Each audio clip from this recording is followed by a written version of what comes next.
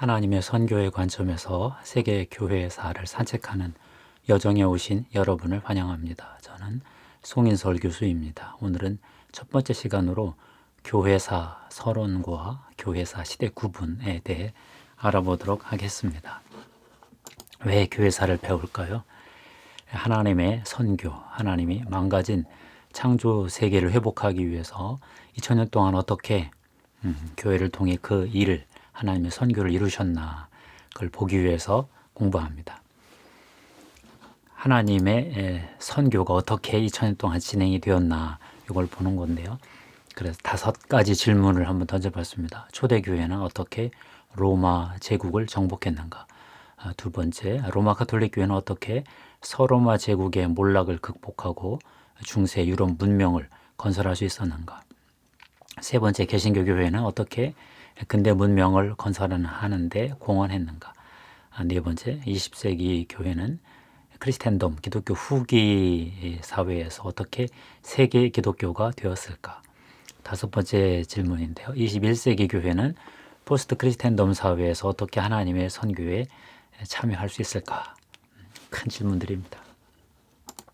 역사가 무엇일까요? 보통 역사에는 3가지 뜻이 있습니다. 과거의 사실, 팩트가 있고요. 자료가 있습니다. 다큐멘트, 책도 있지만 비서 이런 것도 있고요.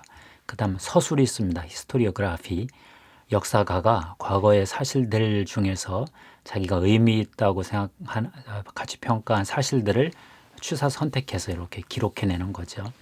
예를 들어 광개토왕비가 있습니다. 한국의 시각이 있죠. 중국의 시각도 있고 일본의 시각이 있습니다. 다 다릅니다. 동일한 대상을 다르게 봅니다. 이것이 역사 서술의 묘미죠. 최근 우리나라도 진보와 보수 사이에 역사관이 차이가 있지요. 보수는 우리나라 역사를 자유민주주의가 정착된 역사를 봅니다. 진보는 그 독립 민주화 중심으로 역사를 서술하지요. 역사학은 인간을 이해하려는 학문인데 시간적 순서에 따라서 인간의 삶, 문화를 이해하려는 그런 노력입니다. 이에치카가 그래서 1961년 역사란 무엇인가라는 유명한 책에서 역사는 과거와 현재의 대화다 그런 말 썼죠. 이에치카는 역사는 진보한다 이렇게 봤고요. 인간의 잠재력의 부단한 발전에 대한 신념을 갖고 있었습니다.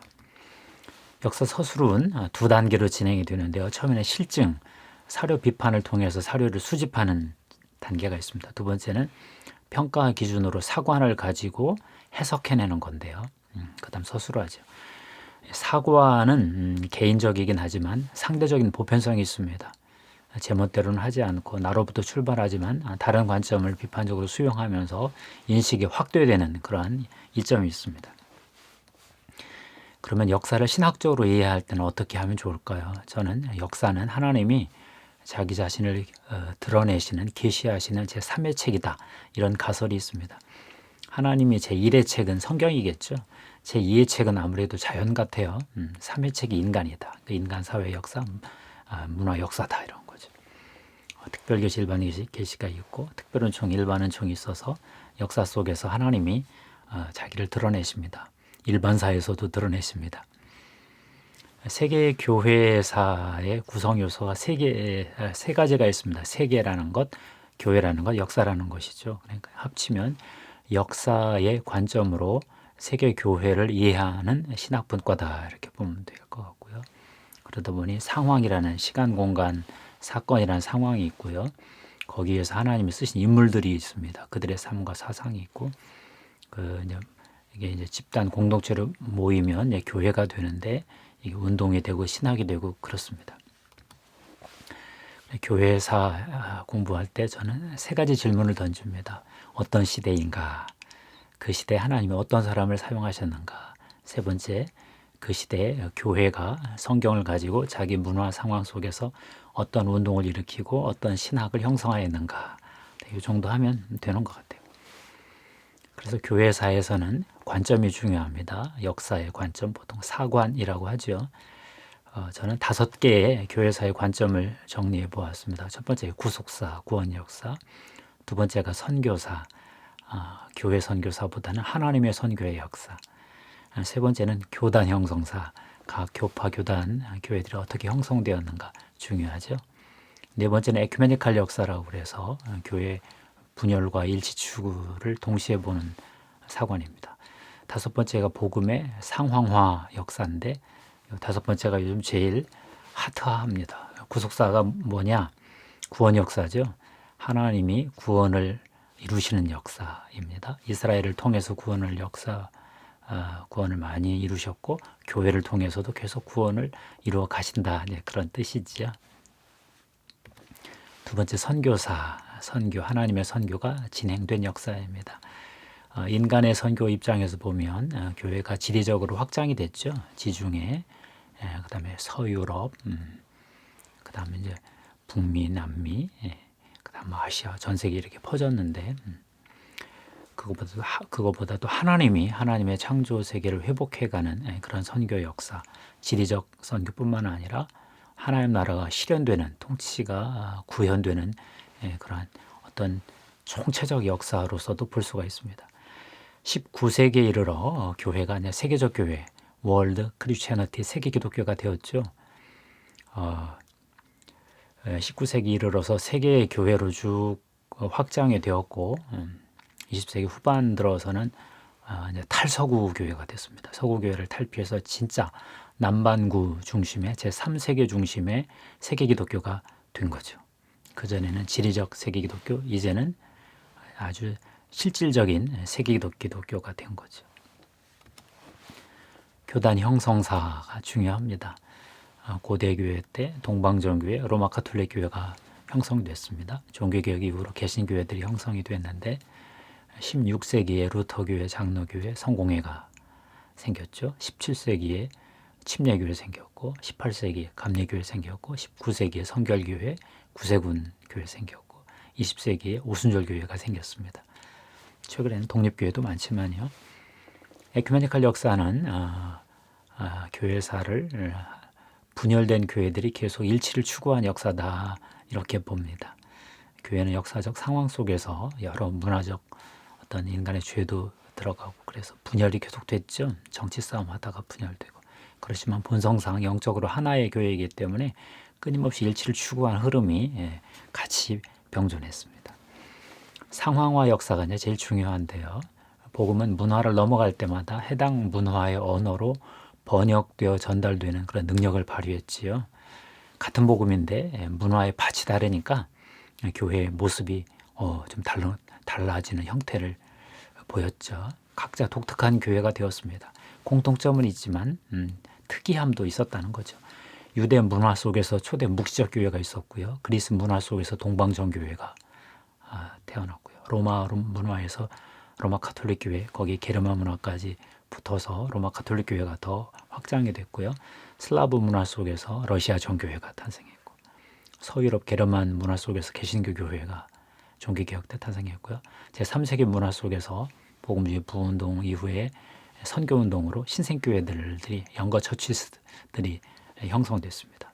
기독교는 복음의 번역 가능성이라는 능력 때문에 세계 모든 대륙 5대양 6대 주의 다양한 모습으로 꽃을 피웠습니다. 세계 종교 중에 이런 종교가 없죠. 상황화가 참 이슈죠.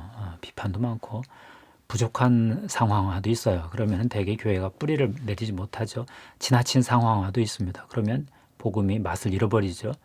비판적 상황화가 이게 교회를 창조적으로 만들면서 계속 선교를 해내는 상황화인데요. 세계교회는 성경을 이해하고 적용하고 경험하는 과정에서 부족한 상황화하고 지나친 상황화 이걸 피해서 어떻게든 적절한 비판적 상황화를 해내야 살아남습니다. 이거 못하면 죽습니다. 상황화는 이제 복음과 교회와 문화의 삼각관계라고 그랬죠. 복음은 영원하죠. 모든 순례자들이 동일한 복음을 가지고 여행을 떠납니다. 그렇지만 각 지역마다 어떤 문화가 달라서 토착화, 상황화되면서 고유한 교회 문화가 드러나는 거죠. 사상사적으로만 봐도 모더니즘 예전에 고대 시대에 프리모더니즘 시대 철학은 존재론 형이상학 전통주의 뭐 이런 거였거든요. 거기서 그거에 맞게 신학이 또 발전했죠. 모더니즘 근대에는 인간 이성을 중심으로 인식론이 발전을 했는데 합리주의가 발전하고 그러다 보니 신학도 약간 자유주의 쪽으로 가기도 하고 극복하기 위해서 복음주의 부흥운동도 일으키고 막 그랬습니다. 최근 20세기 이제 후반부 80년대부터는 포스트 모더니즘이라고 그러죠. 이성을 부정하고 개인의 욕망, 해체주의 이런 건데 이 포스트 모더니즘이라서 지금 신학을 작업을 하는데 굉장히 애를 많이 먹고 있습니다. 교회 선교는 그런 대로 진행이 되는데 신학 작업이 아주 애를 먹고 있죠. 그래서 이런 상황화와 관련해서 저는 이런 질문을 한번 던져보고 있습니다. 큰 질문인데요. 21세기 교회가 하나님 나라 복음에 충실하면서 프리모더니즘과 모더니즘과 포스트 모더니즘의 문화적 가치를 모두 수용하고 이걸 복음으로 비판하면서 새로운 기독교 대한 문명을 창조할 수 있을까? 아유, 이거 참 너무 겁나는 질문, 감당이 되지 않습니다. 최근에 복음의 상황화에 가장 성공한 교회가 있습니다. 보통 사분파 교회라고 그러는데요. 20세기 중반에 기독교가 유럽에서 퇴조하고 라틴 아메리카, 사하라 이남 아프리카, 남태평양, 아시아의 일부 지역에서 아주 굉장히 성장했어요. 그래서 기독교의 중심이 남반구로 이동했습니다. 북반구에서 남반구로, 서구 북반구에서 남반구로 교회의 중심축이 이동을 해버렸어요. 1970년대 남반구 교회, 아프리카하고 남미에서 사분파 교회가 등장을 했는데 이들은 복음주의, 은사주의의 특징을 보이고 있습니다. 독립교회, 인디펜던트 교회들입니다. 아프리카 토착교회 얘기 많이 들어보셨죠? 이제 21세기 세계 기독교 그 인구 통계를 보면요. 2017년 77억 그러던데 작년에 77억 7,700만 이렇게 넘어가는 걸 봤는데요.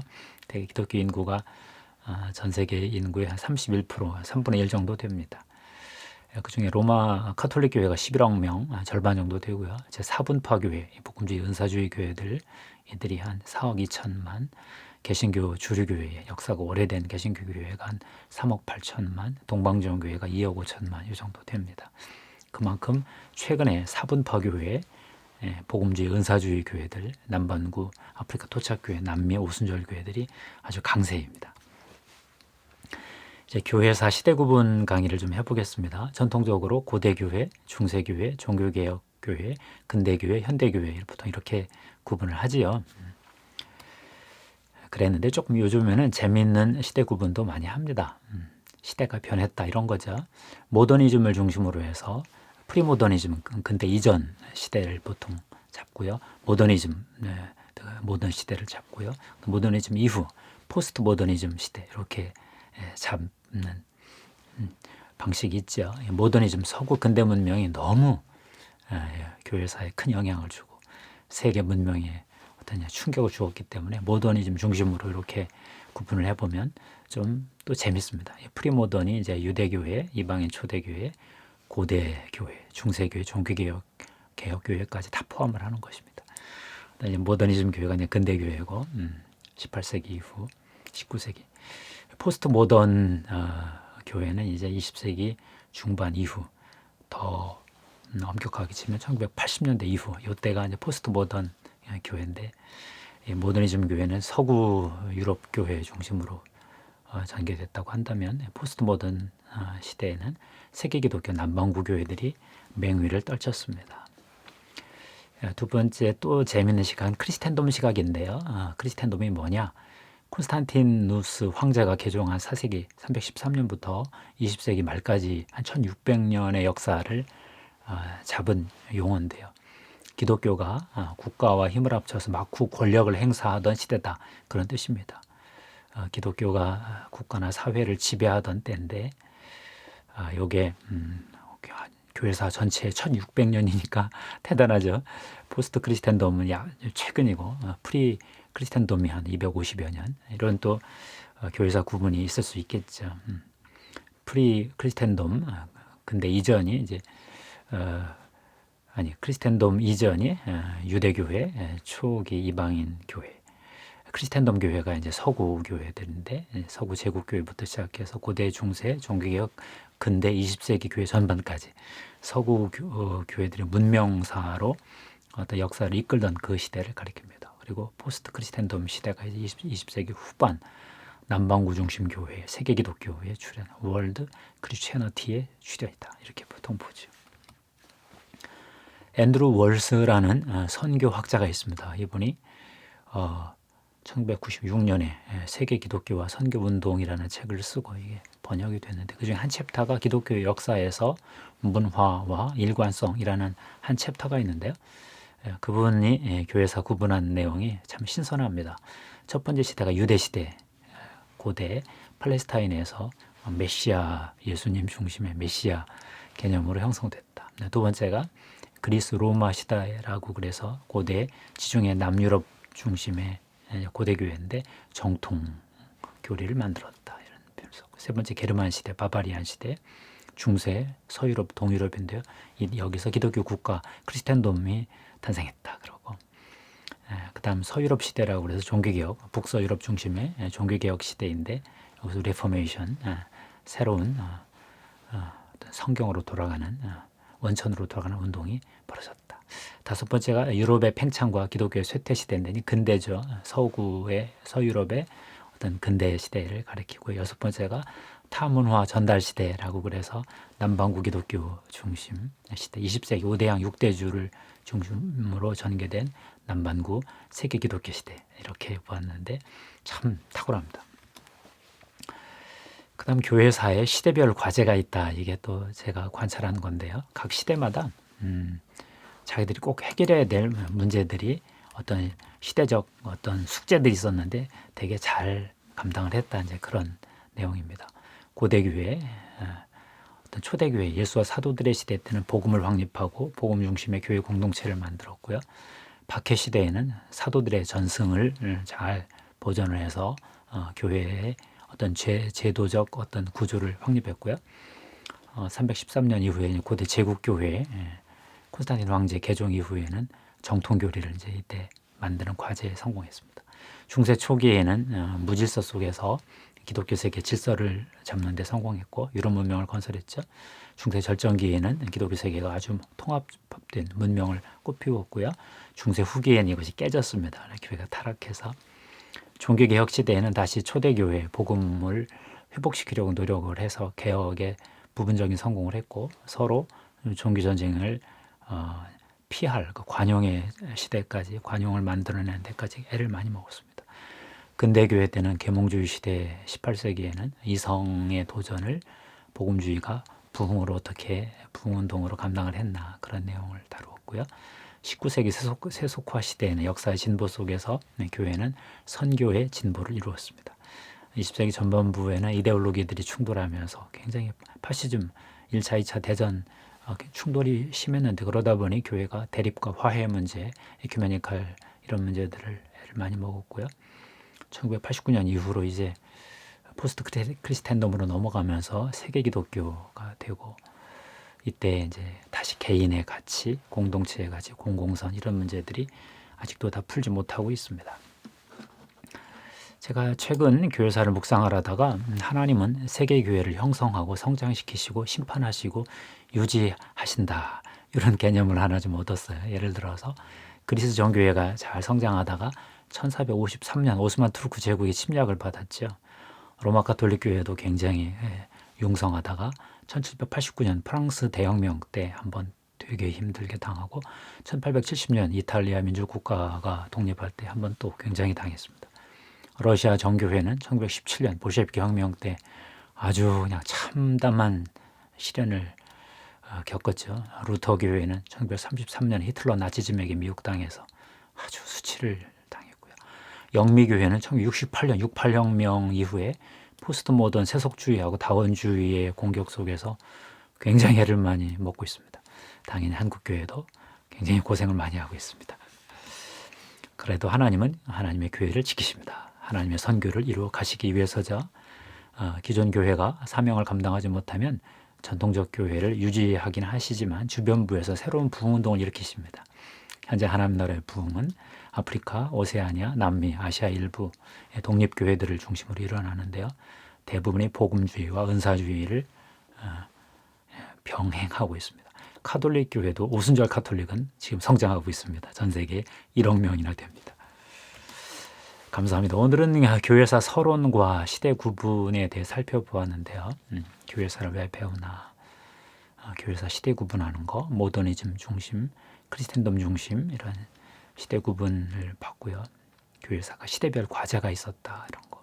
최근에 남반구 기독교가 융성을 해서 하나님의 선교를 계속 이끌어가고 있다. 이렇게 설명해 봤습니다. 감사합니다. 하나님께 영광 돌립니다.